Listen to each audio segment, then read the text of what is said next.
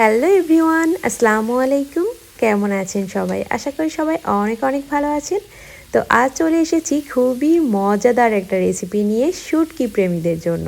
আজকে আমি চাপা শুটকির একটা ভুনা ভর্তার রেসিপি নিয়ে চলে এসেছি। আর এই রেসিপিটা একদম নতুন এবং ইউনিক।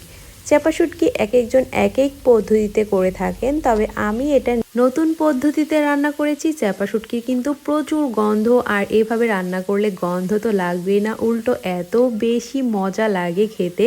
চাপা শুটকির এই ভুনা ভর্তা দিয়ে আপনি কখন গরম ভাত খেয়ে ফেলবেন 2 প্লেট নিজেও বুঝতে পারবেন না। এটা খুবই দুর্দান্ত টেস্টি একটা চাপা শুটকির ভুনা ভর্তা।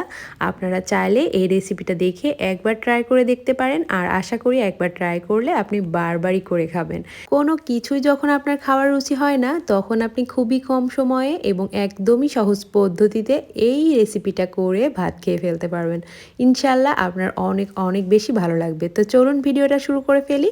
তার আগে আপনাদের কাছে আমার একটা ছোট্ট রিকোয়েস্ট, আপনারা যদি আমার চ্যানেলে নতুন হয়ে থাকেন তাহলে অবশ্যই আমার চ্যানেলটি সাবস্ক্রাইব করে দিবেন, লাইক এবং কমেন্ট করে আমার পাশে থাকবেন।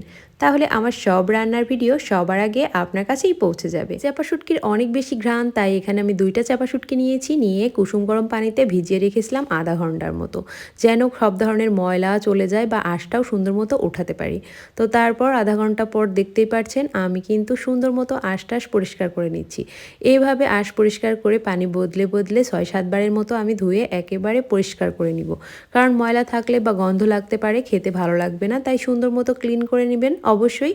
পরিষ্কার পরিচ্ছন্নতার উপরে তো কোনো কিছুই না, তাই খুব সুন্দর মতো শুটকিটা ক্লিন করে নিতে হবে। দেখুন একেবারে সাদা পানি বের হওয়া পর্যন্ত আমি কিন্তু ক্লিন করে নিয়েছি, আর মাথাটা ফেলে দিয়েছি।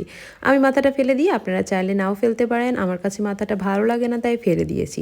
তো এখন চুলাতে চলে যাব। চুলায় একটা কড়াই বসিয়ে দিয়েছি, যে কড়াইটা একটু আপনার অয়েলি টাইপের হয়, ভাজি ভর্তা করে থাকি আমরা যেই কড়াই সাধারণত, ওই টাইপের কড়াই নিয়ে নেবেন। নিয়ে তেল দিয়ে দিলাম এখানে আমি 3 টেবিল চামচের মতো। শুটকিতে একটু তেল বেশি লাগবে। তো প্রথমে আমি শুটকি 2টা তেলের উপর দিয়ে হালকা আছে একটু নেড়ে নিব। হালকা একটা ঘ্রাণ বের হয়ে গেলে এখানে আমি পেঁয়াজ আর রসুন কুচি দিয়ে দিলাম। এখানে আমি পেঁয়াজ নিয়েছি 7টা মাঝারি সাইজের, আর রসুন নিয়েছি এখানে আমি 3টা। ইন্ডিয়ান যে বড় রসুন পাওয়া যায় সেটা কুচি করে নিয়েছি।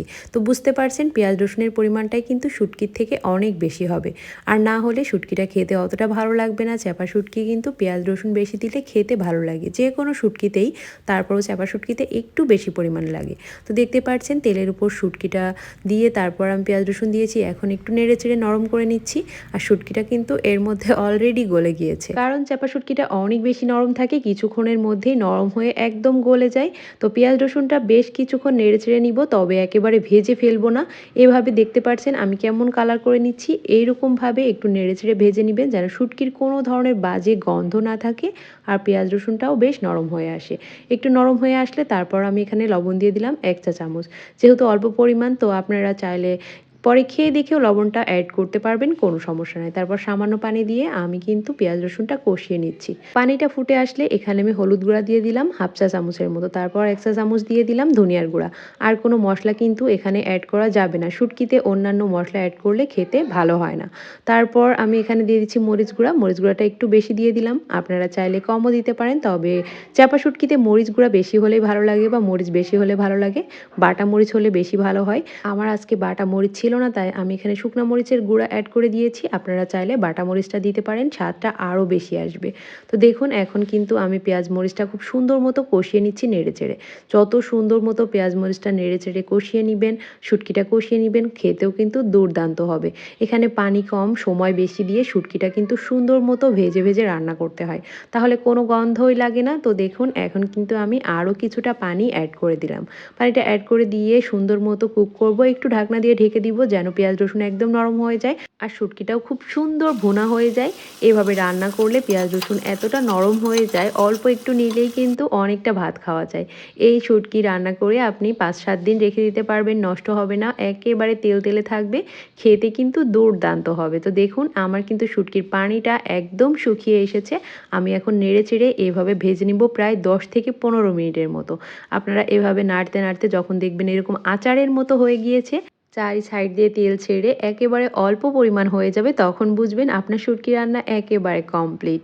তো তারপর একটা বাটিতে আমি সার্ভ করে দেখাচ্ছি, দেখুন একেবারে আচারের মতো হয়েছে। এই শুটকি ভুনা ভর্তাটা অল্প একটু নিলেই আপনি কিন্তু অনেকটা ভাত খেতে পারবেন, কারণ অনেক ঝাল থাকে, অল্প একটু নিলেই খেতে বেশ লাগে। আর এর সাথে যদি আলু ভর্তা বা অন্যান্য ভর্তা থাকে তাহলে আর কোনো কথাই নাই, আপনি পেট পুরে ভাত খেতে পারবেন। তো সাজানোর জন্য একটু ধনিয়ার পাতা অ্যাড করে দিলাম, দেখতে অনেকটা সুন্দর লাগছে আর খেতেও মাশাআল্লাহ আলহামদুলিল্লাহ অনেক অনেক বেশি ভালো হয়েছিল। তো আপনারা এই রেসিপিটা দেখে শুটকি একবার রান্না করে দেখবেন, যদি আপনাদের ভালো লেগে থাকে তাহলে অবশ্যই অবশ্যই কমেন্ট করে জানাবেন। আর সময় পেলে আমার চ্যানেলটা ঘুরে দেখবেন, আমি আমার লাইফস্টাইল এবং রান্না শেয়ার করে থাকি। ভালো লাগলে আমার চ্যানেলটি সাবস্ক্রাইব করে দিবেন। আল্লাহ হাফেজ।